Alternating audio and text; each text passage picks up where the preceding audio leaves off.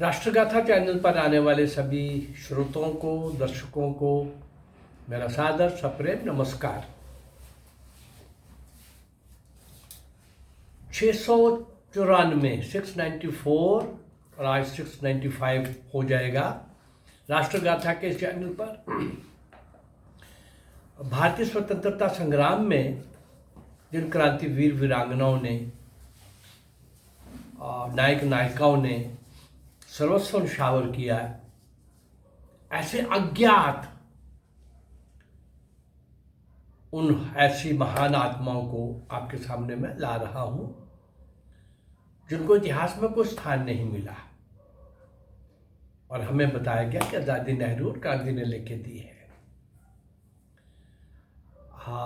1757 से 1947 तक आगे बढ़ते बढ़ते अब मुझे लगा, कुछ दिनों से कुछ एपिसोड से मैं दे रहा हूँ, 5 या 6 एपिसोड दे रहा हूँ अभी। वैसे तो 44-45 हो गए हैं। इसी आखिर के क्विट इंडिया मूवमेंट के पहले और क्विट इंडिया मूवमेंट के बाद की सारी घटनाएं मैंने आपके सामने लाई हैं और उस समय के प्रमुख उन क्रांतिकारी सशस्त्र क्रांतिवीरों को भी, वीरांगनाओं को भी आपके सामने लाया है। आखिरी के आखिर में स्वतंत्रता संग्राम के अंतिम वर्षों का जो घटनाक्रम था वो मैंने कुछ आरंभ किया हुआ है। नौसैनिकों की उनका विद्रोह, नौसैनिक क्रांति, 2-3 एपिसोड, 4 एपिसोड इसी पर दिए हैं और आज हम चलेंगे 19 फरवरी 1946 को प्रातःकाल तक सभी जहाजों, प्रशिक्षण केंद्रों और आवास बैरकों में हड़ताल फैल चुकी थी। 18 फरवरी को जो शुरू हुई, मैंने सारा बताया आपको। उस दिन हड़तालियों की संख्या लगभग 20,000 से ऊपर रही होगी। सभी साथी ये जानने के लिए व्यग्र थे कि तलवार जहाज के साथियों का क्या हुआ। तलवार एक प्रशिक्षण केंद्र था, एक जहाज। काफ़ी डिटेल में मैं इन बातों को आपके सामने ला चुका हूँ। प्रातःकालीन समाचार पत्र के आने की प्रतीक्षा कर रहे थे, उनका क्या हुआ। जैसे ही अखबार कैसल बैरक में पहुंचा, सैनिकों के झुंड उस साथी के इर्द गिर्द जमा हो गए, साथी को घेर लिया जिसके हाथ में अखबार था।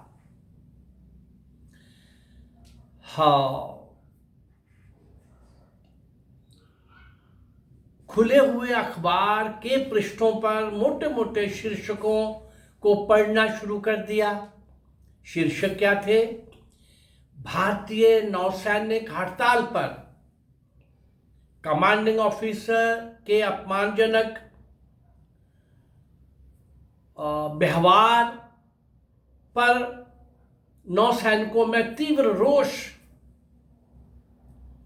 और क्या थे? नौसेना अधिकारियों के व्यवहार पर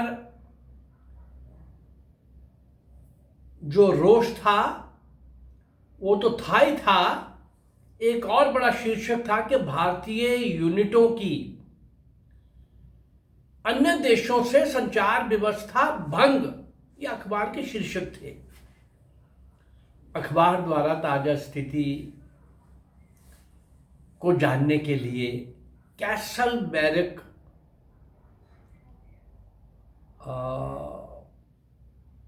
आना, समूह के समूह इकट्ठे होने लगे। सभी नौसैनिक इस बात पर विचार करने लगे कि अब हमारा अगला कदम क्या होना चाहिए। अखबार पढ़ ली, शीर्षक पढ़ लिए, अब क्या होना चाहिए। किसी ने कहा हमें भूख हड़ताल प्रारंभ कर देनी चाहिए। विद्रोही दीवानों की एक टोली तलवार जहाज पर जाने के लिए बढ़ चली। उसी समय कैसल बैरक का कमांडिंग ऑफिसर मिस्टर जेम्स वहां पहुंच गया। उसने बाहर जाने वाले सैनिकों को वापस लौटने के लिए ललकारा, लेकिन कोई भी सैनिक वापस नहीं आया। चलते ही गए, बढ़ते ही गए। जेम्स बड़बड़ाया और उसने बुरे परिणामों की धमकी दी, लेकिन टोली में से किसी एक ने चिल्लाकर उसका उत्तर दिया, अरे तुम क्या धमकी दे रहे हो? बुरे परिणाम, मौत से अधिक कोई परिणाम हो सकता है तो बता दो। मौत को तो हम हथेलियों पर रखे हुए हैं। तलवार जहाज पर पहुंचने के लिए कैसल बैरक की टोली बंबई की सड़कों पर होकर जा रही थी। नौसैनिक विद्रोहियों का ये जुलूस देखकर सड़क पर चलने वाले लोग भी उनके पीछे हो लिए। जुलूस का आकार बढ़ता चला गया। माताएं और बहनें उन विद्रोही वीरों पर फूल और आशीर्वाद की बरसाने लगी। हाँ, उनमें से टोली में से किसी एक ने, या एक दूसरे को वो इस प्रकार से बोल रहे थे, ये तो फूल है, यदि इसी प्रकार हमारे सिरों पर गोलियां भी बरसें तो हम उनका स्वागत करेंगे। इनकलाबियों का, विद्रोहियों का ये जुलूस जहां भी गया, लोग अपनी अपनी दुकानें बंद करके इनके पीछे होने लग पड़े। बोरीवंदर के पास एक गोरे सार्जेंट ने अपनी पिस्तौल दिखाकर जुलूस को रोकने का प्रयास किया, लेकिन उसकी पिस्तौल छीन ली गई और उसकी पिटाई करने के बाद उसको छोड़ दिया गया। विदेशी दुकानें लूट ली गई, विदेशी झंडे उतारकर भारतीय झंडे लगा दिए गए। चलते चलते लोगों की भीड़ तलवार जहाज तक पहुंच गई, जहां सबके पहुंचने का एक निश्चित था। अलग अलग दिशाओं से सबको तलवार जहाज पे पहुंचना है। दूसरी बैरकों और बंदरगाहों के भी काफी संख्या में लोग तलवार जहाज पर पहुंच रहे थे। दोपहर के समय परेड मैदान पर आम सभा हुई। उद्बोधन करते हुए विद्रोही नेता एक ने कहा कि सभी लोगों को ये बताया कि हमने बरतानिया हुकूमत के पास अपना मांग पत्र भेज दिया है।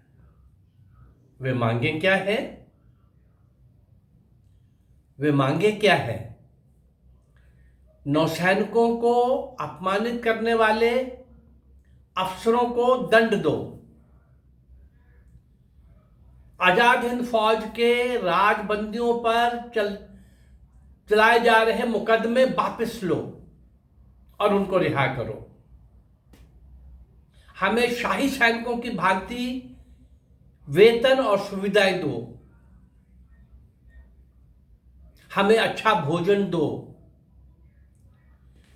इंडोनेशिया से भारतीय सेना दल को शीघ्र वापस बुला लो। नौसैनिक क्रांति का समाचार, सब तरह के समाचार लंदन भी पहुंच चुके थे।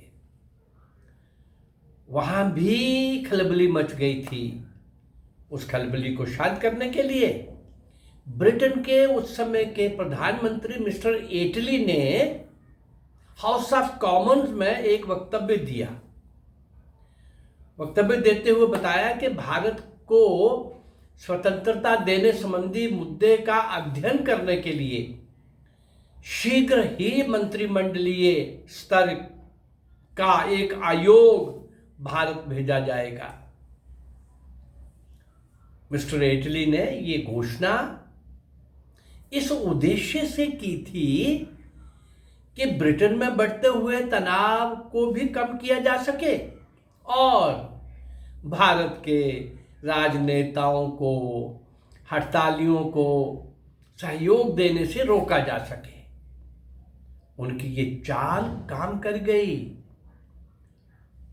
और भारत के ये राजनेता विद्रोहियों को सहयोग देने के बजाय, सहयोग देने के स्थान पर या उनके प्रति सहानुभूति प्रदर्शित करने के स्थान पर उन्हें बिना शर्त हड़ताल समाप्त करने का परामर्श देने लगे। भारत के नौसैनिक विद्रोही तो अपने उत्साह के चरम बिंदु पर थे, शिखर पर थे। 20 फरवरी 1946 नौसैनिकों की हड़ताल का तीसरा दिन था। पहले ही दिन 18 फरवरी से भूख हड़ताल प्रारंभ हो गई थी। अब 20 फरवरी को क्या क्या घटनाएं हुई, क्या क्या हुआ, अब नेताजी सुभाष चंद्र बोस का भी इसमें आएगा, आज़ाद हिंद फौज का भी आएगा और ये 1757 से 1947 तक लाते लाते मैंने आज़ाद हिंद फौज की कुछ घटनाएं पहले भी दी हैं, पर इसके अंदर भी मैं देने जा रहा हूँ। भारतीय स्वतंत्रता संग्राम के लिए कितने लोगों ने कैसे कैसे बलिदान दिए, उनका नाम कहीं नहीं। ये अंतिम घटनाक्रम मैं आपके सामने ला रहा हूँ।